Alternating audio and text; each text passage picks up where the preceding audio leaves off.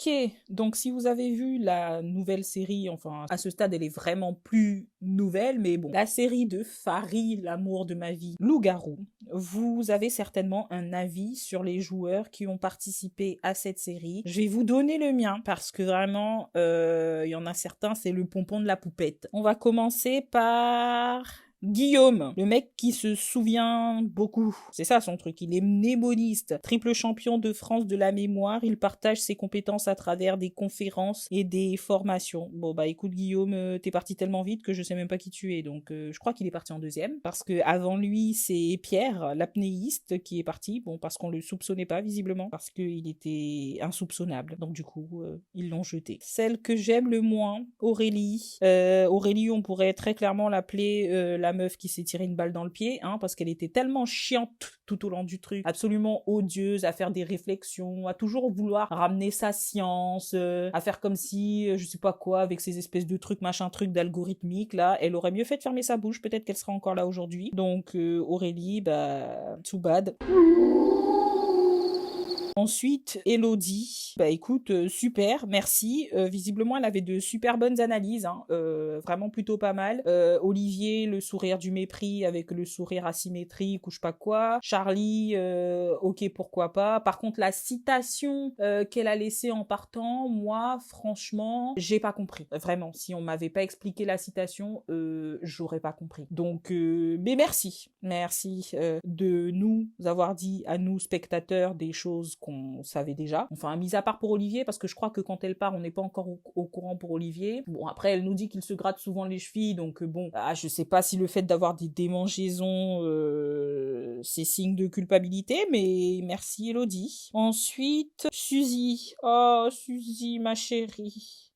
Vraiment, Suzy, je l'adore. Je trouvais que c'était la joueuse la plus pertinente. Avant ou après Alexandre, je ne sais pas. Mais vraiment, la joueuse la plus réfléchie et celle qui avait une analyse plutôt fine. Donc, vraiment, sniff pour Suzy. Je m'attendais pas à ce qu'elle parte comme ça du jour au lendemain. Je l'aimais beaucoup. Au revoir, Suzy. On t'aime. Ensuite, Olivier. Je sais pas si cette émission est censée remettre absolument en cause toute sa carrière d'espion. Bon, on va essayer de pas le juger trop sévèrement, mais le fait qu'Alexandre ait réussi à le contre-manipuler de la manière dont elle l'a fait, on se pose quand même quelques questions, hein, monsieur, hein. Si les services secrets français sont composés de personnes comme Olivier, on risque d'avoir quelques soucis, hein, au niveau de la sécurité intérieure. Ensuite, Clara, bon, elle est trop chou, vraiment. L'innocence même, vraiment. Voilà. Il n'y a pas grand chose à dire parce que, à vrai dire, à part dire qu'elle se sent manipulée et qu'elle sait pas, bah, elle n'a pas apporté grand chose au jeu, mais elle a l'air chouette. Qui met en place, parce que je pense vraiment que Guillaume est loup-garou.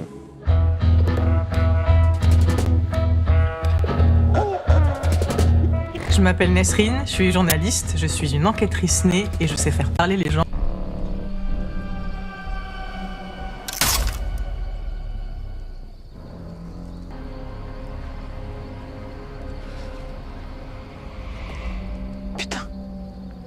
Bah, il était villageois. Ah putain. Il était villageois. Mais non. Ah bah là.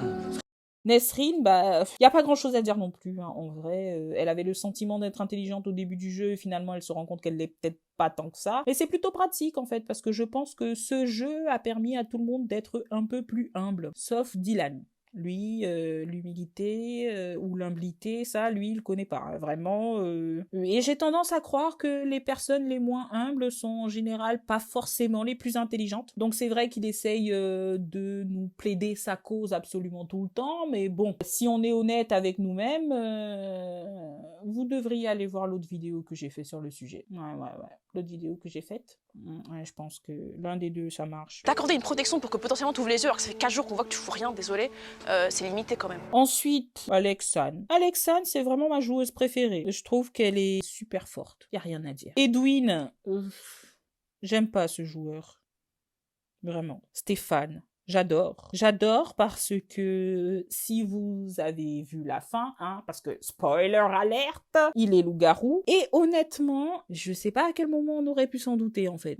Vraiment, vraiment. Et ça m'oblige à me méfier d'absolument toutes les personnes de mon entourage parce que je me dis, plus une personne est drôle, sympa et intégrée, plus elle est susceptible d'être un putain de connard. Donc vraiment, méfiez-vous des gens qui vous entourent et qui ont l'air trop gentils. C'est la leçon que nous donnera Stéphane. J'ai hâte de voir ce qui va lui arriver par la suite. Et enfin Charlie, notre fameux mentaliste qui faisait quand même parfois beaucoup n'importe quoi. Il lance un pavé dans la mare et il essaye de voir si le canard se noie. Donc bon, des fois c'est technique, on n'est pas sûr. Quand Alexane elle lui met un petit coup de pression, je crois que lui non plus il n'était pas sûr. Mais je crois que c'est aussi tout l'intérêt de ce jeu, c'est de nous montrer que aussi intelligent, aussi manipulateur, aussi stratège qu'on puisse croire être, eh ben parfois on a tout faux. Parce que en général, tu testes, mais t'es pas sûr que ça va marcher. Et t'as des soupçons, mais ils sont probablement faux. Donc voilà.